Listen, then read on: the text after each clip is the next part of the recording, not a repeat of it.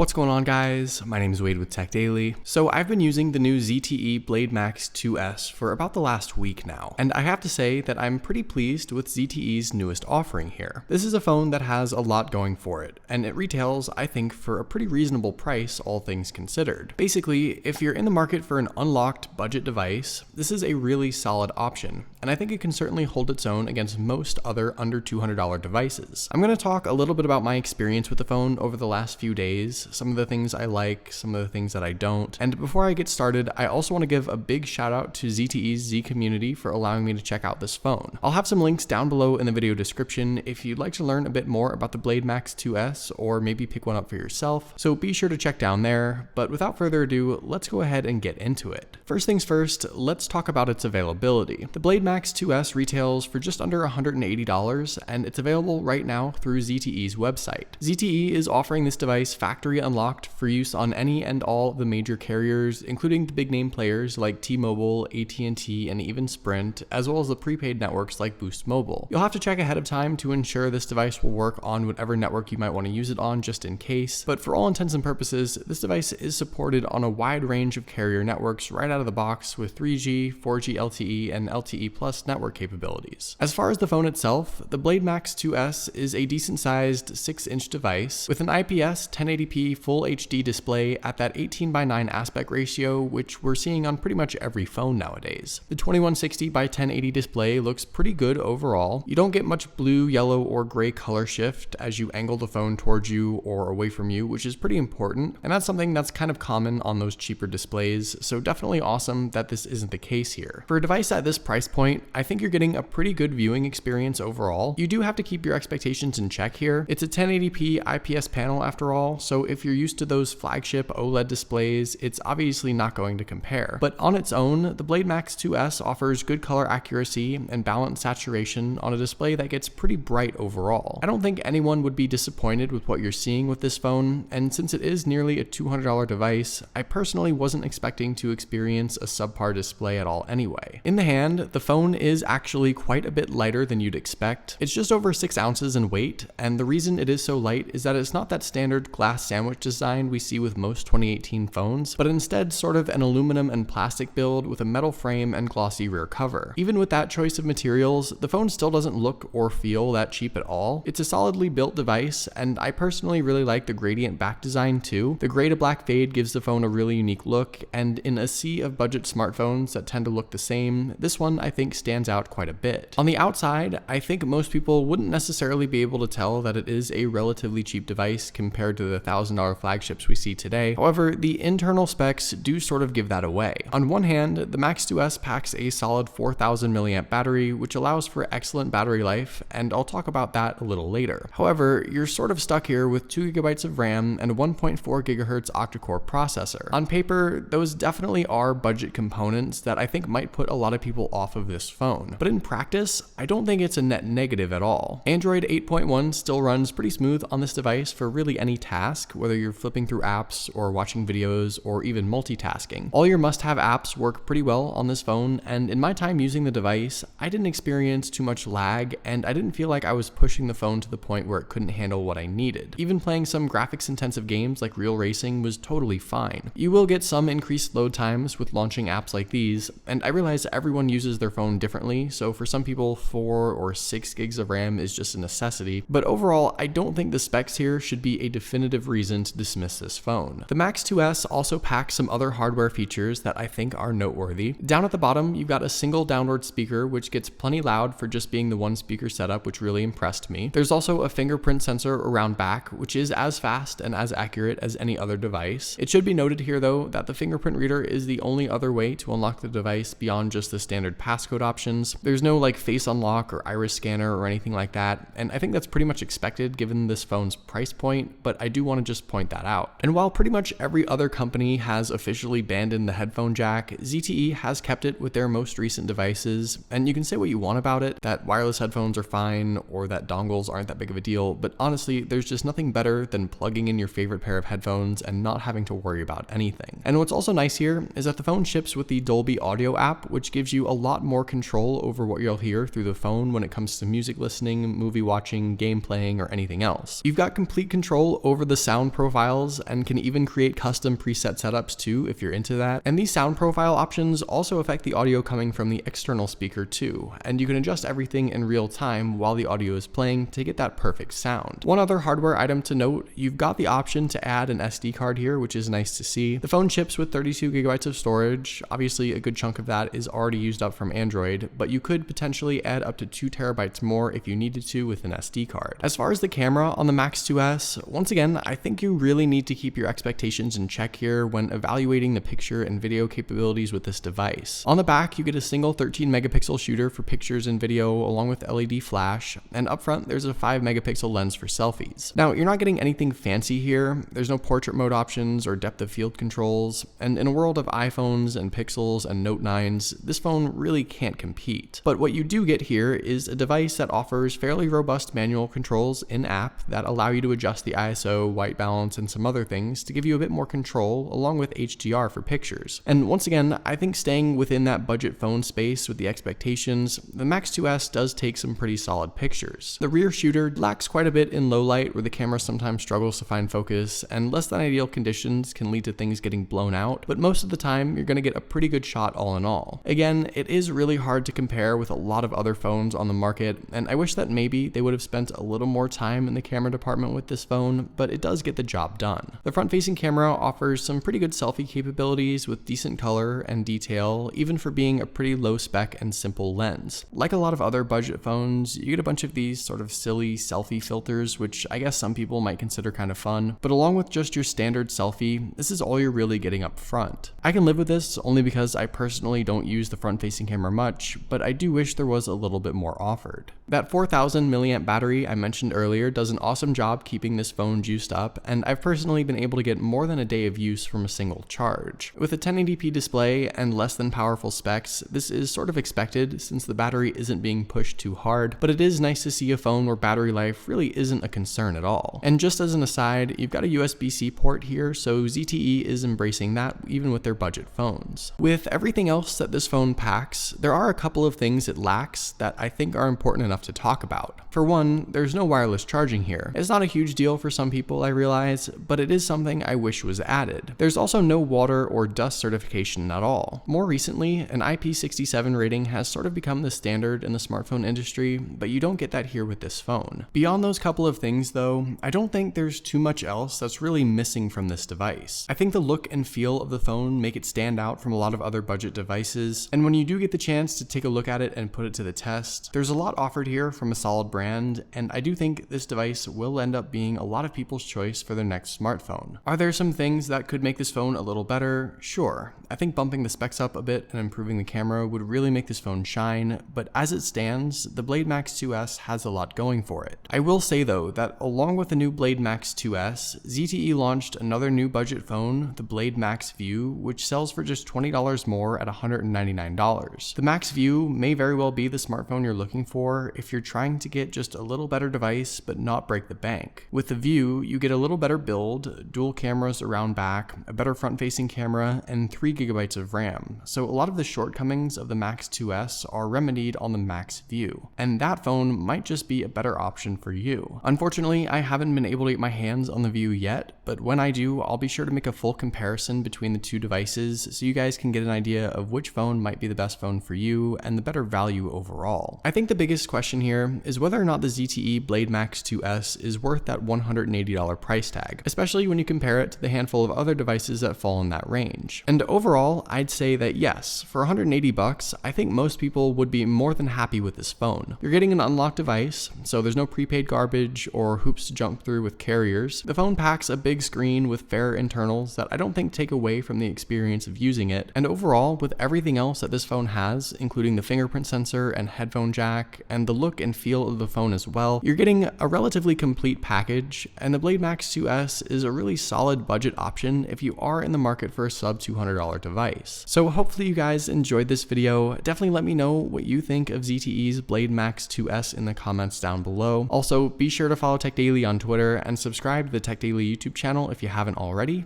and I'll see you guys later.